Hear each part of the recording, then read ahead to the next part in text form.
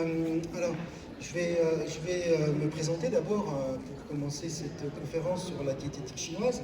Donc, ça va, tout le monde m'entend, hein, c'est ça, hein, parce avec le masque.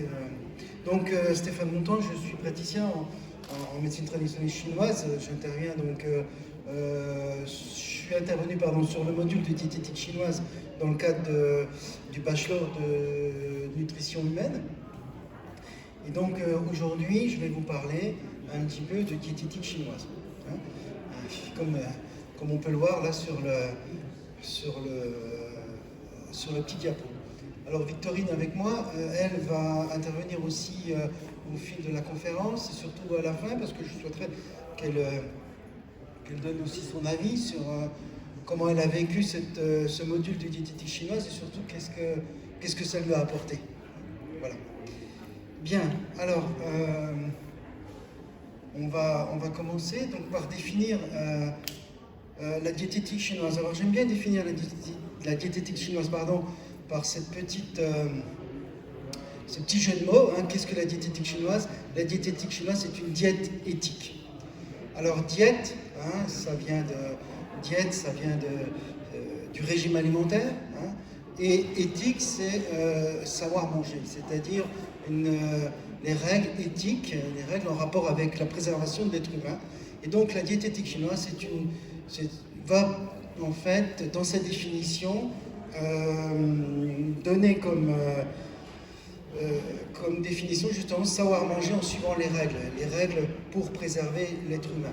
Donc ça va automatiquement, alors là on ne voit pas bien, mais ça va automatiquement poser comme lien entre l'aliment et la santé.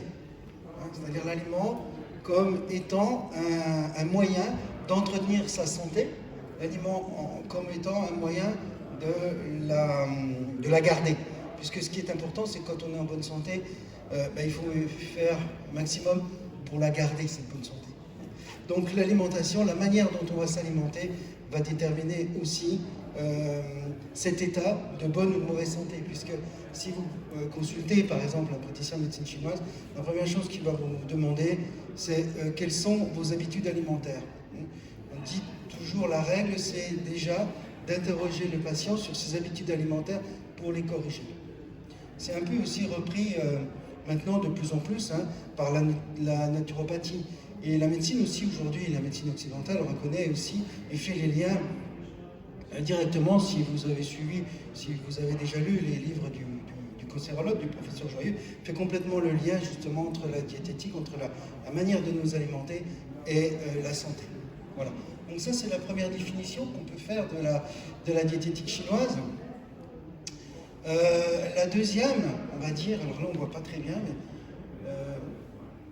un petit peu. Alors, la deuxième chose qu'on peut dire sur la diététique chinoise, c'est qu'après donc elle existe depuis 2500 ans évidemment.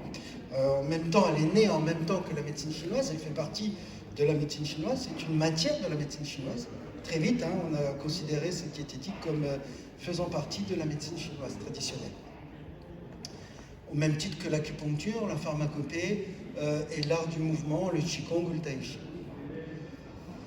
Voilà, donc ça c'est la première définition qu'on peut faire de la diététique chinoise. La seconde définition, c'est que en fait, on va considérer l'aliment comme ayant un impact sur notre organisme. C'est-à-dire que toujours dans le prolongement de cette idée sur la préservation de l'alimentation, sur la préservation de la santé, les Chinois ont été un petit peu plus loin, se sont posé la question sur l'aliment. Et justement pour essayer de répondre à la question comment l'aliment va avoir un impact sur notre organisme. Qu'est-ce que l'aliment va mettre en jeu dans notre organisme et comment il va réagir à la limite à son ingestion, à sa digestion. C'est-à-dire qu'ils ont classé assez vite les aliments en fonction de leur nature et leur saveur. Je m'explique un petit peu par rapport à donc la prise en compte de l'impact de l'aliment sur notre organisme et surtout sur les influences au niveau des fonctions physiologiques, métaboliques et énergétiques du corps. Ça va, vous me suivez? Bien. Alors, l'aliment, en fait, va par sa nature, hein, c'est ce qu'on va appeler donc la classification des aliments par leur nature ou par leur saveur. Donc l'aliment, par sa nature froide, en fait ils ont classé les aliments en fonction de leur nature froide, fraîche, tiède ou chaude. En fonction donc de cette nature, l'aliment va avoir un impact avec sa nature sur le fonctionnement énergétique du corps. Et si on consomme des aliments de nature froide, on va avoir un métabolisme ralenti, évidemment. Si on consomme des aliments de nature chaude, comme par exemple des épices, des plats épicés, hein, on va avoir justement une accélération du métabolisme, une accélération, on va dire, de l'énergie dans le corps. Ça, c'est quand même une originalité qu'on n'a pas dans la diététique occidentale, qui mériterait quand même d'être un peu connue. Donc, cette diététique va bien poser l'impact de l'aliment sur le corps, notamment aussi sur son assimilation. La question, c'est quelle quantité d'énergie va-t-il me falloir sur le principe vital pour pouvoir assimiler un aliment et en retirer les principes nutritifs pour me nourrir. En d'autres termes, si vous proposez à une personne âgée de 80 ans, en plein hiver, si vous lui proposez le choix entre manger une salade de concombre ou une soupe de légumes, il y a de fortes chances, si elle s'écoute, il y a de fortes chances qu'elle choisisse la soupe. Elle va complètement se détourner de la salade de concombre. Naturellement. Pas besoin, surtout si en plus elle a un principe vital qui est quand même un peu, on va dire, diminué par le temps, par l'âge, elle va s'orienter davantage vers la soupe, puisque la soupe sera plus facilement assimilable et avec des apports nutritifs bien plus intéressants qu'une salade de concombre. Vous voyez la logique sur l'aliment, la façon dont on considère l'aliment dans la diététique chinoise, et plus largement dans le cadre de la médecine chinoise. Voilà. Bien. Alors on va continuer. Maintenant qu'on a donné une définition, que j'ai donné une définition sur la diététique chinoise, je vais maintenant remettre donc cette diététique au cœur donc de la thématique de ce salon, le salon des saisons, diététique des saisons. Donc c'est intéressant aussi de voir, et ça va me permettre en plus de préciser ce que je viens d'aborder dans la définition de la diététique chinoise. Donc en fait, qu'est-ce qu'il faut considérer? Quand on aborde la diététique selon les saisons, il faut d'abord considérer le postulat suivant, c'est que l'homme fait partie de la nature. Pas besoin de grandes théories scientifiques pour le comprendre. L'homme est un animal, il prend sa place dans la nature. Il se nourrit de la nature, évidemment, et il en subit les effets climatiques. Ça, c'est ce qu'on dit, c'est ce que dit en fait les classiques de médecine chinoise, c'est-à-dire que la terre nourrit l'homme par les saveurs et le ciel nourrit l'homme par les souffles. La terre dérègle l'homme par les saveurs et le ciel dérègle l'homme par les souffles climatiques, mais aussi ce qu'il faut entendre aussi par souffle climatique, cette notion de terre et de ciel, l'homme étant pris entre la terre et le ciel. Donc dans cette notion de ciel, il faut parler aussi des émotions. Voilà. Donc ça c'est la première chose par rapport à la théorie des 5 éléments. Donc la deuxième chose, c'est que par rapport à la philosophie taoïste, sur la symbolique de l'homme, les taoïstes, donc qui sont pratiquement les premiers philosophes chinois, ont considéré que l'homme, l'être humain, était en fait une image, était une représentation, était un microcosme dans un macrocosme. C'est-à-dire qu'en lui se manifestent tous les courants, toutes les manifestations de la nature. On a en lui, l'énergie va circuler de la même manière. La Terre va influencer en fait l'énergie de l'être humain dans les saisons. Ça c'est intéressant, c'est aussi une originalité. On a un peu tendance aujourd'hui à se couper de la nature, alors que finalement c'est par la nature qu'on se soigne. C'est grâce à la nature. Soit on se soigne, soit la nature nous dérègle. Ça dépend comment on prend les choses. Bien, alors pour rester en bonne santé, effectivement, l'homme doit s'adapter par rapport au cycle climatique, c'est ce qu'on va appeler s'acclimater. Quand on va parler du ciel, et quand on va parler d'alimentation, on va dire s'assaisonner. S'assaisonner, ça ne veut pas dire mettre du poivre, du sel, de la moutarde, etc. S'assaisonner, c'est se mettre dans le mouvement de la saison.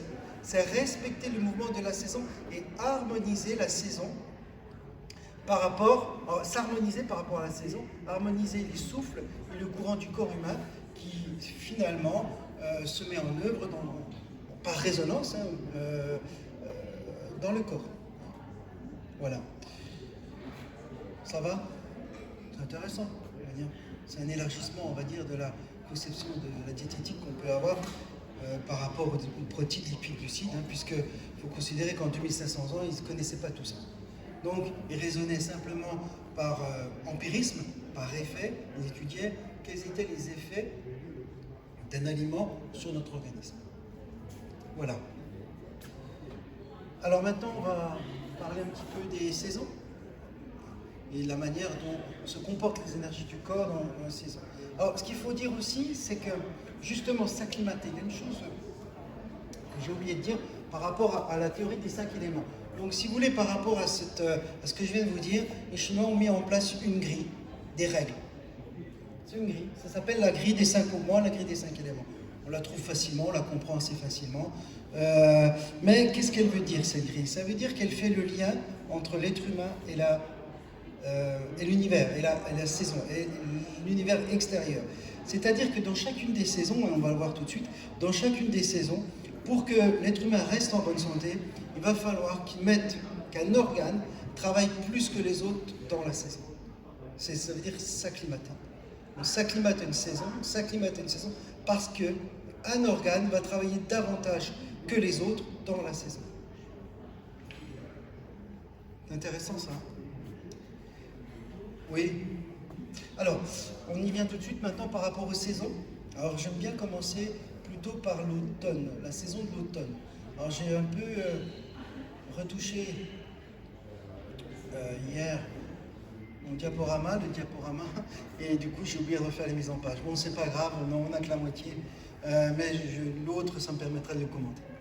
Voilà. Alors, le principe de l'alimentation dans les saisons, comme je l'ai dit à l'instant, va mettre en jeu donc plusieurs choses au niveau des énergies, au niveau des organes dans notre corps.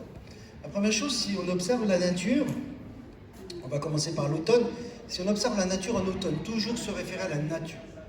On fait partie de la nature et on prend notre place dans la nature. Donc il faut respecter les règles.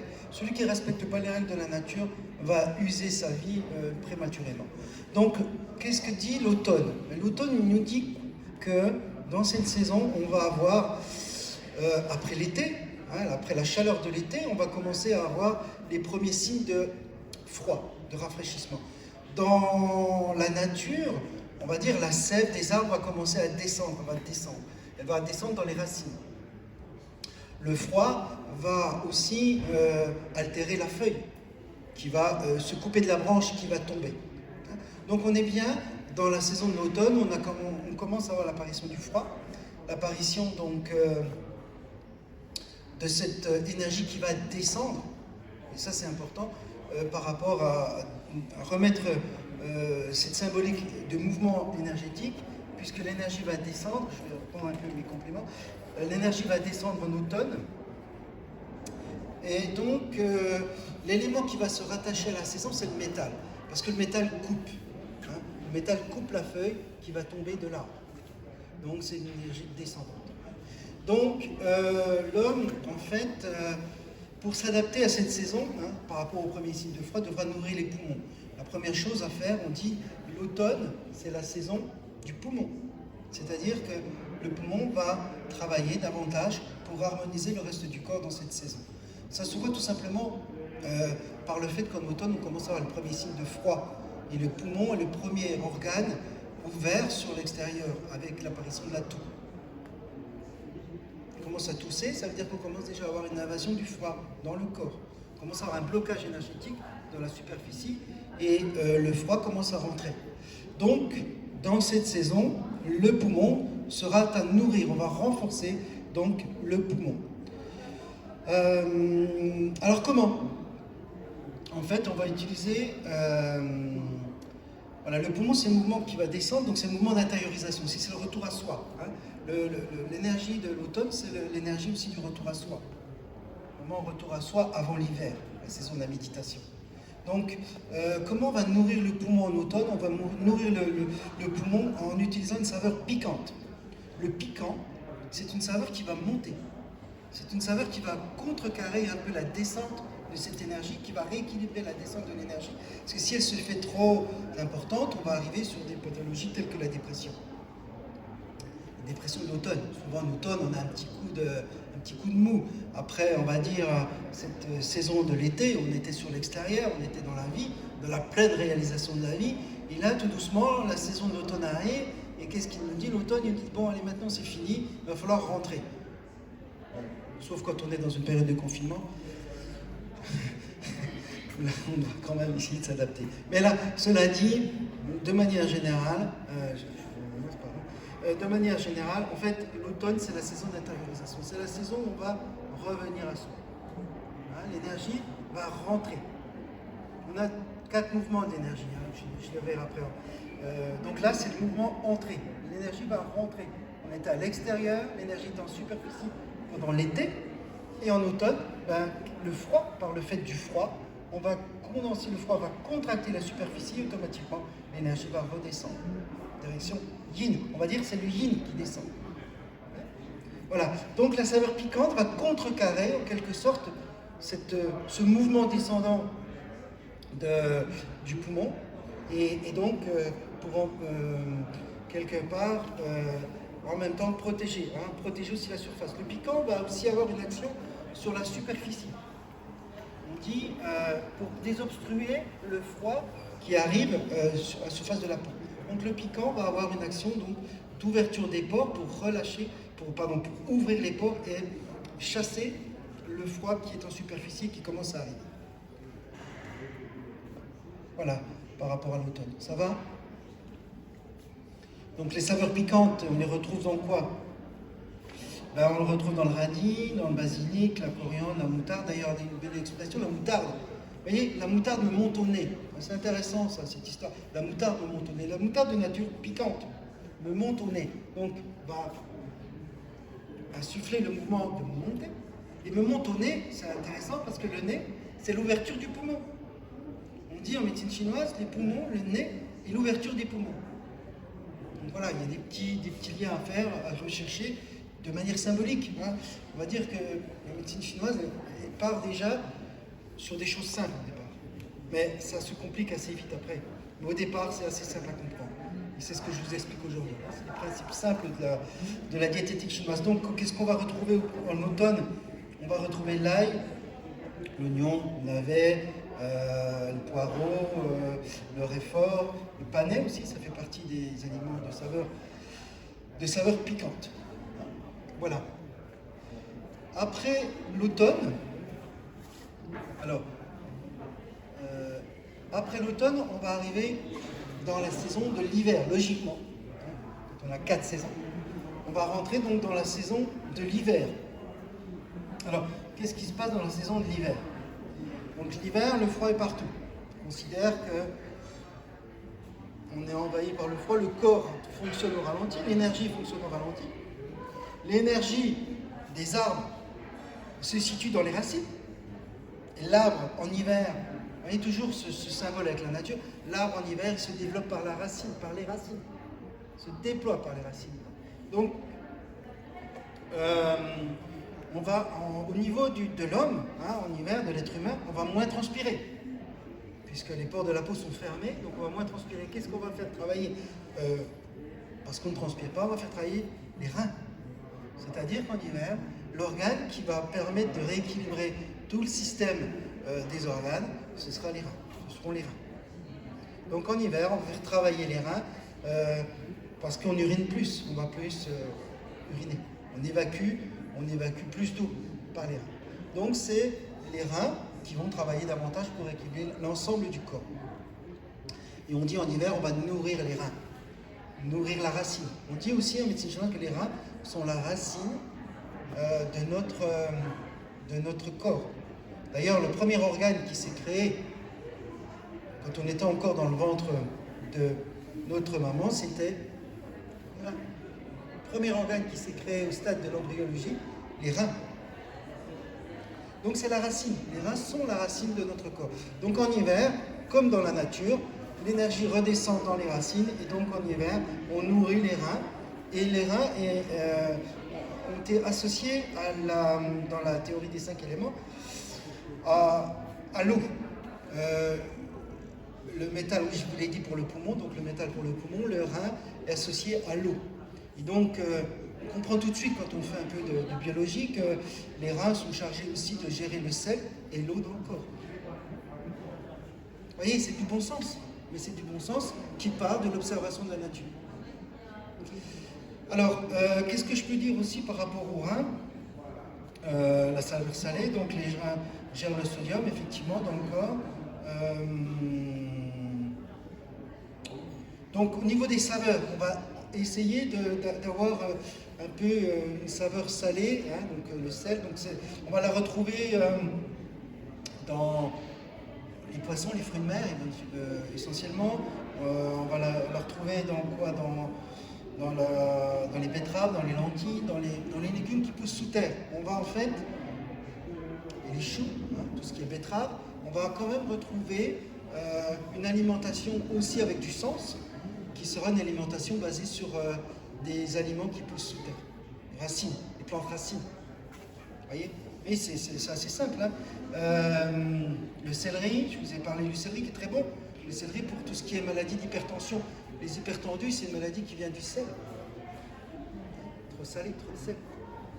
Voilà, donc en fait, en hiver, on va avoir quand même une attitude en lien avec la nature, c'est là on va se reposer aussi.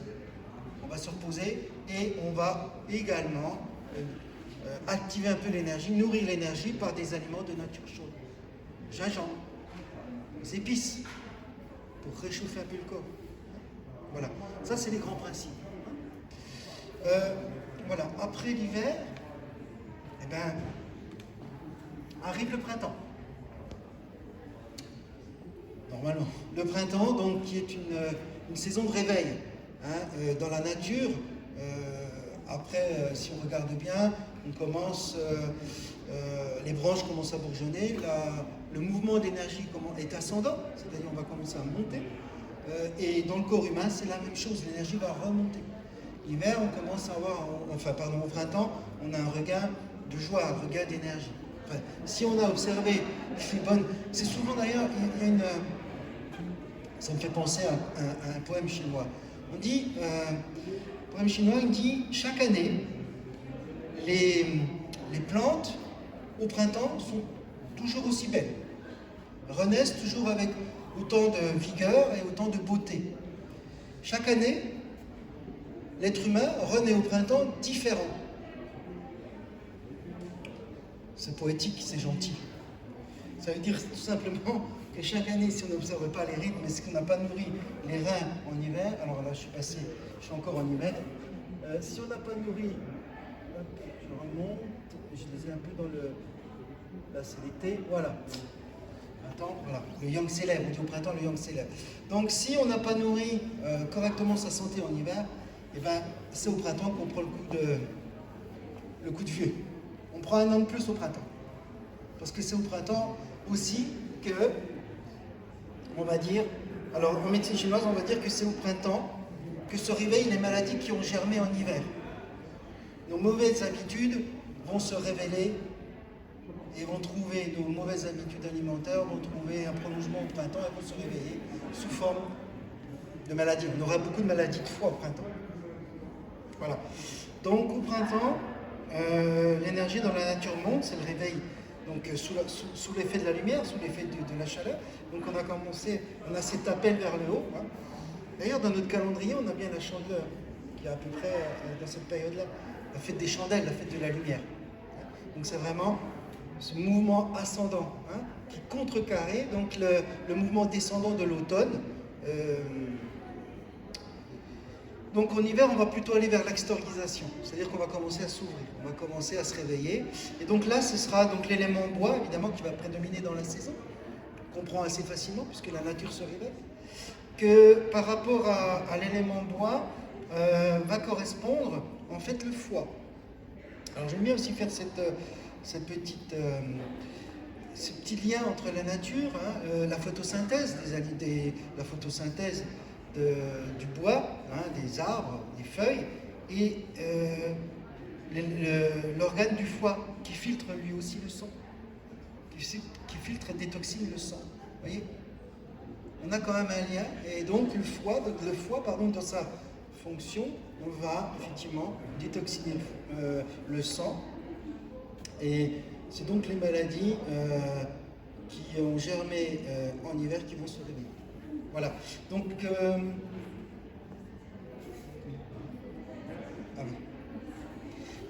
j'ai bientôt terminé. Donc, en hiver, on va avoir plutôt recours à des aliments de saveur acide.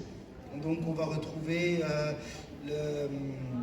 dans les saveurs acides tout ce qui est coriandre, rhubarbe, c'est l'aliment le roi de la saison, les fraises, les framboises, le vinaigre, etc. Les asperges, tout ce qui pousse dans la saison. Voilà.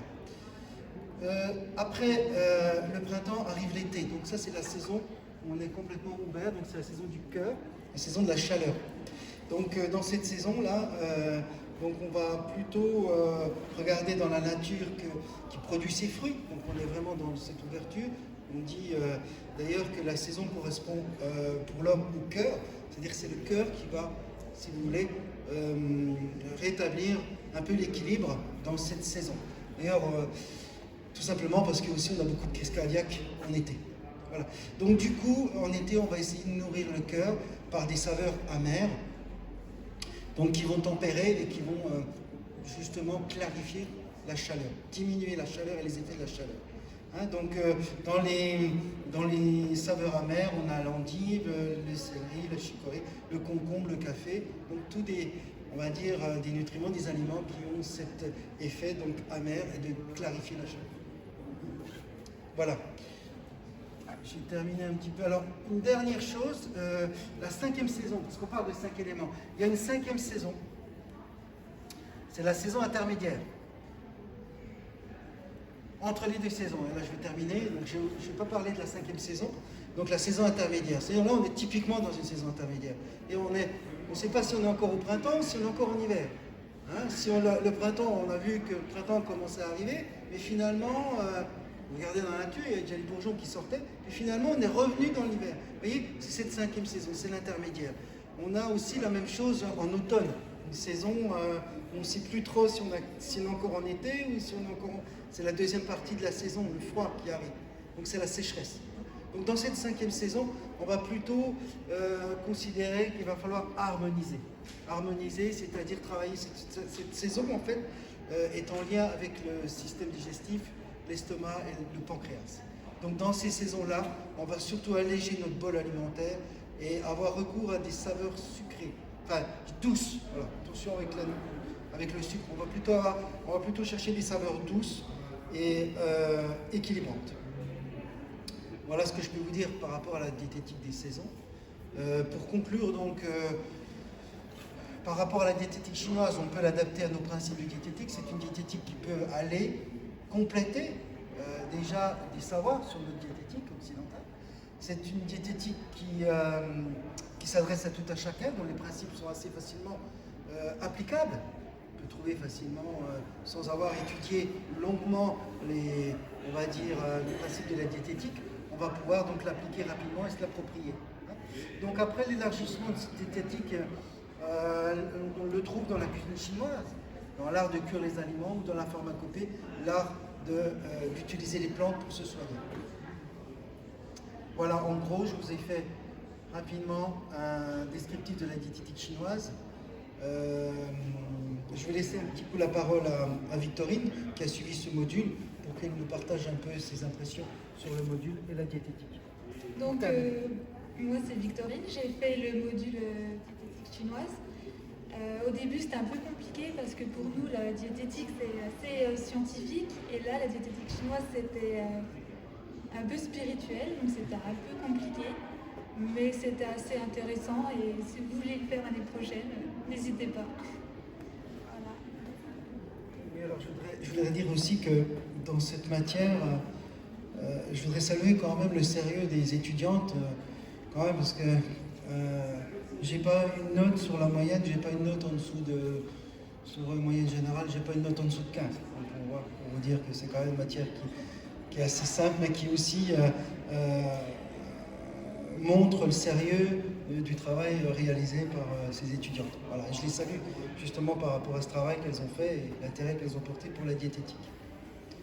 Voilà, donc j'espère vous avoir donné le goût, l'envie d'aller vers cette diététique, de vous intéresser en tout cas à cette diététique qui est vraiment éthique, hein, qui est vraiment dans l'air du temps en tout cas.